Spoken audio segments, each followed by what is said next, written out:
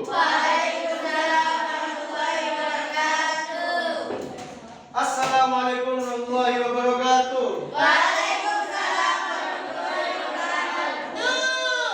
Baik, adik-adik sekalian, kita akan melanjutkan pembelajaran yang sudah kita pelajari di kemarin, yaitu tentang pengertian kurban.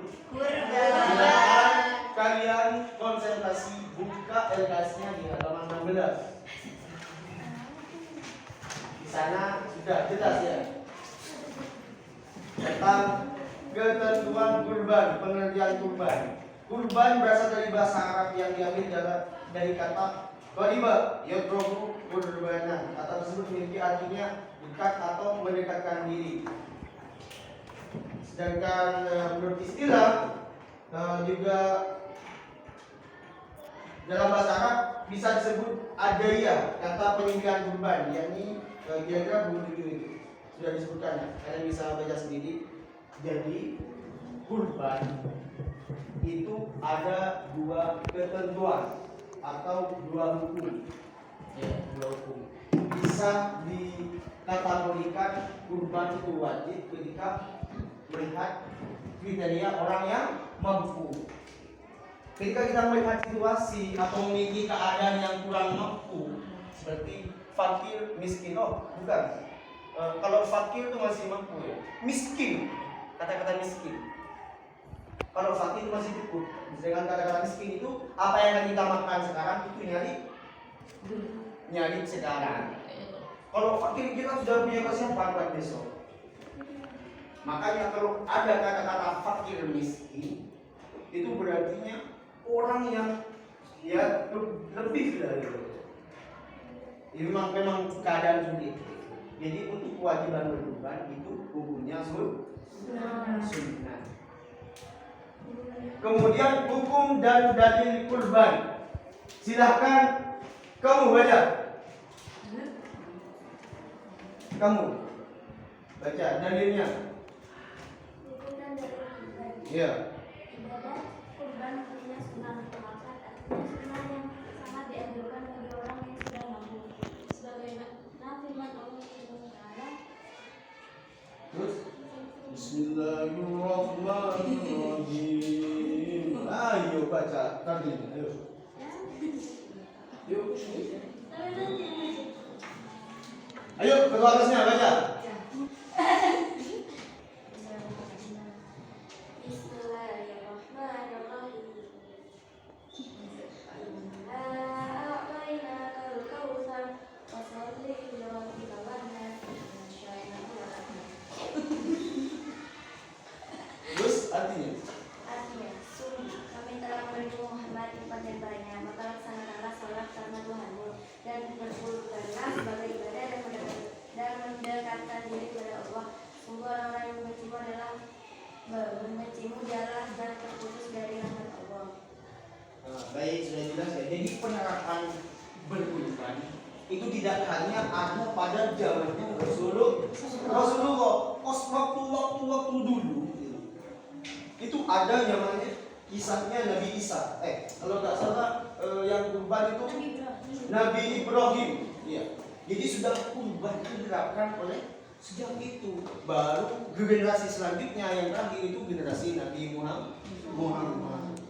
Barang siapa yang punya kemampuan tetapi ia tidak berkurban, maka janganlah ia mengambil tempat sembahyang kami. Jadi sudah jelas dari kalimat ini, bukan dari hadis ini, hadis riwayat Ahmad dan Ibnu Majah. Jika orang memiliki potensi mampu atau sudah kaya, berkecukupan, bahkan lebih, seperti Panji Gumilang, gitu ya. Kalian nggak tahu ya Panji Gumilang itu ya. Seperti Raffi Ahmad contohnya. Kalian masih tahu kan Raffi Ahmad? Itu termasuk orang-orang yang sudah mampu. Jadi hukumnya adalah wajib. Jadi hukumnya sangat wajib. Dan sejarah singkat perintah kurban. Syariat kurban berawal dari Nabi Ibrahim. Ketika mendapat perintah lewat mimpinya supaya menyembelih putranya yang bernama Ismail. Perintah itu sebagai bentuk pujian dari Allah kepada Nabi Ibrahim. Jadi perintah kurban itu asal mulanya dari Nabi Ibrahim. Asal muasalnya dari Nabi Ibrahim yang Allah ingin menguji seberapa kuat imannya Nabi Ibrahim agar supaya agar Nabi Ibrahim itu memiliki rasa cinta sehingga Allah itu menguji. Jadi orang-orang yang cinta tidak hanya sekedar cinta. Jadi cinta itu dapat diperoleh ketika kita ada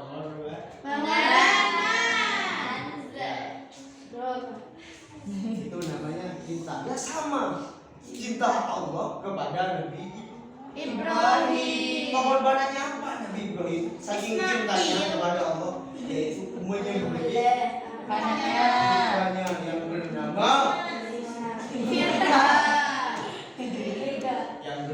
Nabi Ismail. Itu wujud rasa cintanya sehingga beliau itu rela menyembelih putranya sendiri. Bayangkan ketika kalian punya putra, datanglah wahyu. Kalian mimpi gini, suatu saat pasti kalian mimpi, bukan suatu saat. Mungkin saja kalian mimpi kalau kamu menyembelih anaknya, kamu akan dijanjikan masuk surga. Apa yang kalian lakukan? Hah? Mau disembelih? Enggak. Apa? Ya kan aku itu buat setan yang datang ke mobil. Terus kalau kamu, menurut kamu gimana? Caranya sendiri kak. Tahu. Namanya juga perintah dari Allah. Gimana? Seumpama kita kan juga gak tahu kan. Kita kan juga melihat gimana ikhlasnya kita ketika menghadapi ujian seperti itu. Oh, jangan menyembelih dan Makan. jadi saya kalau berkorban tetap berkorban. Buang anaknya. Jual sih. Nabi Ibrahim datang juga anaknya untuk menyampaikan perintah Allah agar menyembelihnya. Setelah itu tersebut disampaikan kepada Nabi Ismail. Sungguh luar biasa jawaban Nabi Ismail. Nah, semisal saya jadi bapaknya tadi. Semisal. Nah, saya dapat perintah dari Allah. Kamu nanti tak sembelih. Sebagai wujud apa di dalamnya?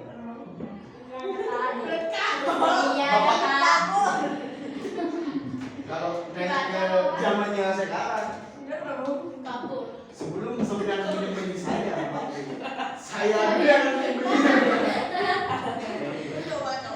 jadi bedanya manusia biasa sama manusia luar biasa itu dari hati dan yang tulus.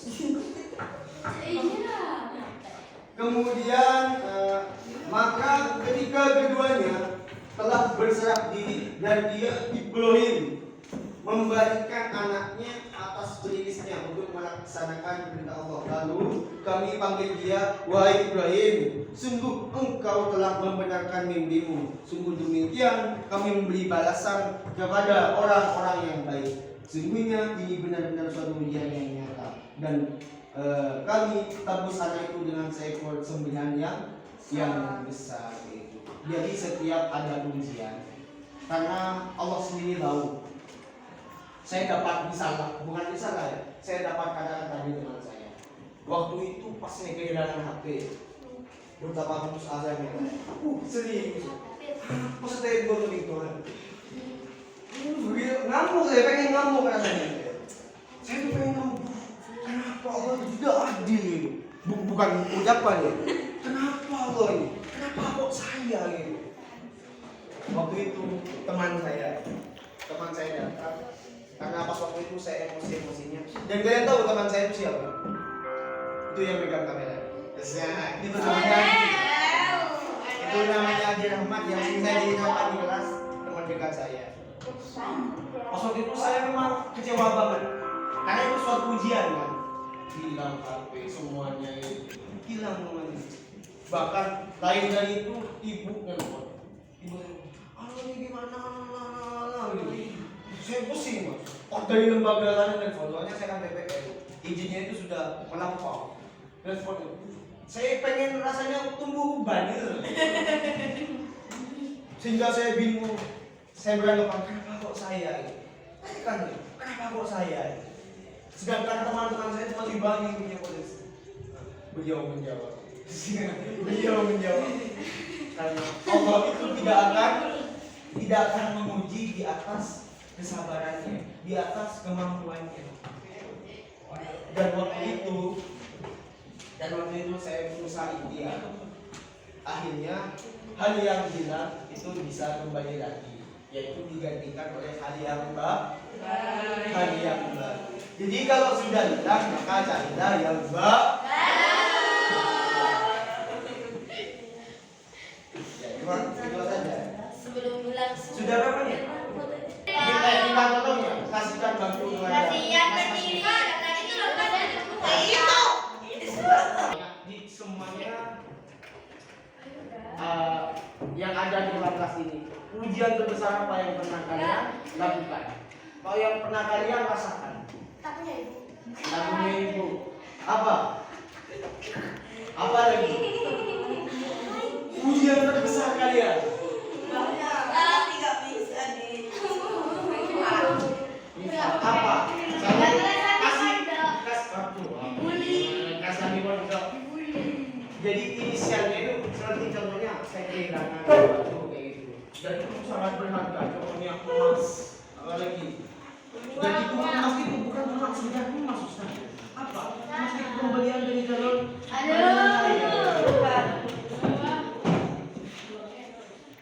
Kehilangan persatuan. Ya. Perlu kalian ketahui dan saya sekarang sadar gitu. Jadi tidak hanya kalian kita itu yang sudah mengajar kalian, baik itu guru-guru maupun siswa-siswa PPN, itu yang mungkin kalian anggap sudah berpengalaman gitu. Sudah tahu gimana menerangkan ilmu yang sesungguhnya. Jadi titik hilaf yang sebenarnya itu tidak hanya berlaku kepada orang-orang yang awam. Tahu awam? Orang yang tak tahu sekali. Orang yang nggak tahu. Jadi rasa tidak tahu, tidak sadar itu bisa diterapkan, objektifan diterapkan, bisa terjadi kepada orang-orang yang memang sudah terlalu banyak ujian. Contohnya saya kemarin ini, saya sudah mulai menyerah dan saya masih garap ini, prestasi harian, saya ini, laporan ini, itu sudah hilang semuanya. Betapa menyerahnya kayak gitu. Gak nangis ya. Kalau cowok itu ya, prinsip cowok, apapun masalahnya dan itu pun tidak bersangkutan dalam hal keluarga, itu jangankan buat nangis, meneteskan air mata itu jarang. Itu cowok. Baru kalau perempuan, itu bisa berlima. Ada masuk di bang, tahu gini. Yang cowok itu nggak usah marah. Yang cowok itu sudah gini sudah. Ada sedih di pojok-pojok gitu ya. Kalau malam, kalau kalian kan di grup pondok masih ya, di grup pondok gitu. Biasanya kalau udah sedih nulis surat. Buat si ini kayak gitu. Telah aku curahkan pada malam ini rasa kecewa dan sakit di hati.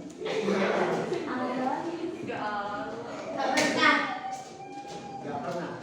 Sih, gak salah sih. Gak pernah ngaku ya. Gak salah, iya. Kan gak salah langsung. Terus waktu kemudian perhatikan di poin keempat, waktu pelaksanaan kurban. Waktu penyembelihan kurban adalah selama 4 hari, yaitu pada hari Idul Adha tanggal 10 Zulhijjah dan hari Tasyrik tanggal 11, 12 dan 13 Zulhijjah. Jadi kalau di luar hari-hari ini itu bukan dinamakan Idul Kurban. Jadi nanti kalian itu motong ayam, motong kambing itu bukan dinamakan kurban. Ya. Yang maksud kurban itu masih dalam lingkup tertentu. Contohnya dalam hari raya Idul Adha itu bisa disebut dengan hari raya Idul Kurban. Penyembelihan harus dilaksanakan setelah melaksanakan sholat Idul Adha sampai maghrib tanggal 13 Zulhijjah. Nah ini kalau di desa-desa, siapa yang tinggal di desa ini? Aku. Nah kalau di desa-desa kan contohnya besok kurbannya. Nah nanti Sekarang ini sudah menyembelih kan ya? Sekarang sudah menyembelih, pada besok itu harinya.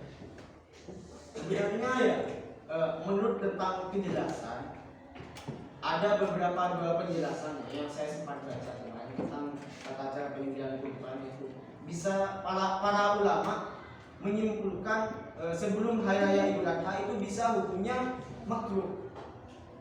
Di sini kan diwajibkan setelah melakukan sholat Idul Adha. Sedangkan mengaca kepada kultur masyarakat, mengaca kepada budaya masyarakat di sana, di desa-desa, kebanyakan desa-desa itu menyembelih sebelum, bahkan jauh-jauh hari ya, hari raya kurang 4 hari itu sudah menyembelih kurban. Enggak, ini sudah setelah. Iya, di daerah mana aja. Jadi hukumnya itu para ulama itu bisa menyimpulkan ada yang makruh dan juga ada yang haram. Dari Anas bin Malik berkata Rasulullah SAW bersabda, "Man dzabha qabla sholati fa inna ma yad'u li nafsi," dan seterusnya. Artinya siapa yang menyembelih sebelum sembahyang, ia hanya menyembelih untuk dirinya sendiri. Ini sudah ada hadis ya. Sudah ada hadis dan ini sudah Rasulullah yang bersabda. Jadi kurban itu tidak hanya untuk diri sendiri.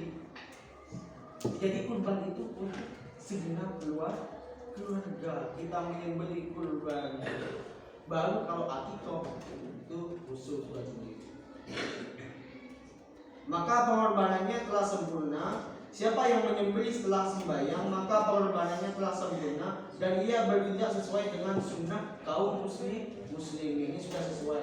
Menyembelih hewan kurban diutamakan pada hari siang hari. Kemudian poin kelima, tujuan kurban. Berkurban adalah bentuk rasa syukur kepada Allah. Salah satunya, ini hal yang paling utama. Jadi kalau kita berkurban, jangan mengharap kita ingin disanjung oleh masyarakat. Ini kebanyakan. Kadang-kadang orang lain yang punya status haji hanya ingin mengumpulkan hajinya saja. Meskipun tidak di hari raya Idul Kurban, itu beliau menyembelih. Tujuannya apa? Untuk mengagungkan namanya sendiri tidak boleh. Karena niat yang paling utama kita berkurban itu adalah bentuk rasa syukur kepada Allah. Jadi syukur kita harus diutamakan. Takwa dulu, baru keluarga. Setelah keluarga, baru orang terdekat kita. Setelah terdekat kita, baru adalah kita. Jika menghidup rahmat Allah yang sudah kita terima, mulai dari peluk dititipkan dalam jasad sewaktu berada dalam rahim, niscaya kita tidak dapat untuk menulisnya. Itu banyak nikmat yang sudah diterima. Kemudian yang keenam, ketentuan kurban. Kurban merupakan bentuk ibadah yang harus dilaksanakan sesuai dengan ketentuan Islam. Jenis dan syarat hewan kurban. Jenis binatang yang sah dikurbankan adalah jenis binatang yang halal dimakan dagingnya dan dipelihara. Jadi kalau daging anjing itu haram. Daging anjing. Nah, iya. Lebih tepatnya seperti itu. Dah, iya. Daging babi. Daging babi, celeng dan kawan-kawannya itu haram. Pokoknya hal-hal yang bertali. Gimana sekali? Kucing Babi itu nggak bertaring loh. kata siapa kamu ya babi nggak bertali? Celeng. Babi yang cute yang pink itu. Kalian cari ya. Siapa yang bilang babi nggak bertali? Kalian tahu tali itu seperti apa? Yang gini. Gimana tali? Giginya yang gini. Gigi kan gini kan terus kan. Baru set ini. Itu namanya apa? Kalau yang gini sulit itu bertanya. Nah, ya perlu dipertanyakan ya, yang punya gigi sulit. Itu.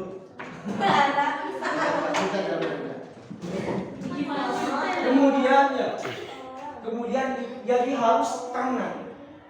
Jadi kalau hewan buas juga bisa jadikan kurban, akan tetapi syarat yang sempurna itu harus yang ternak. Contohnya kambing, Sapi itu ya. Kerbau. Ya, kerbau. Apa lagi? Banteng itu gak apa-apa. Banteng, ya gak apa-apa. Itu sejenis kurban. Kepiting. Hah? Kepiting. Oh iya. Perlu kalian ketahui. Oh, bukan menang ya. Adik-adik semuanya. Hewan laut. Kepiting. Lobster. Ya, istilah. Udang. Cumi-cumi. Nos. Pari. Kalau kepiting itu hukumnya siapa yang bilang benar? Kalian mau berbalik kepiting. Siapa yang bilang benar? Harap. Kalian mau tanya ke dosen dengan itu. Kepiting itu hukumnya adalah adalah karena kepiting punya potensi buat hidup dua Berarti alam. Silakan kalian kalau nggak percaya ke guru, tanya ke Google. Kalau kalian nggak percaya ke guru, tanya ke Google. Hukumnya kepiting itu adalah haram. Ingat ya, kepiting itu haram. makan apa? Hamster itu juga itu haram. Tekos. Ada kayak udang, tapi lebih keras. Itu lobster. Bukan. Oh iya. Hamster. Hamster itu tikus. Itu ya. Haram dan terus. Haram. Iya, haram. Ya. Hamster, lobster itu haram. Apa lagi yang lain?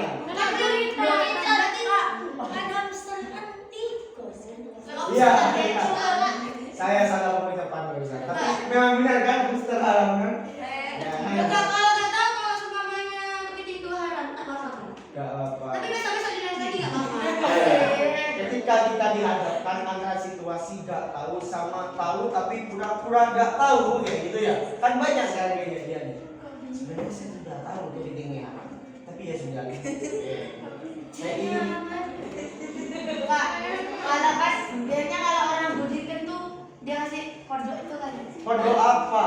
Iya, Buat apa kode? buat apa katanya? Gimana? Apanya yang buat obat? Dagingnya Dagingnya diapain? digoreng, dimasak. Dimakan kode. Iya. Kan kalau siput anu tuh pakai kecap kan gak apa-apa kan? Gak apa. Gini, dengarkan baik-baik. Ketika kita punya masalah entah itu penyakit, entah itu kondisi yang memang kurang sehat dan dokter sudah katakan. Jadi kalau ada yang menyarankan, kalau kamu itu makan tai itu sembuh. Iya, itu juga. Contohnya gini. Kalau kamu makan apa ya? Biawak, banyak kan yang Iya, saya. banyak. Kalau kamu makan biawak, insya Allah kamu gak akan gudikan. Biawak buat Iya. Gudikan. buat putusan biawak. Nemuin video.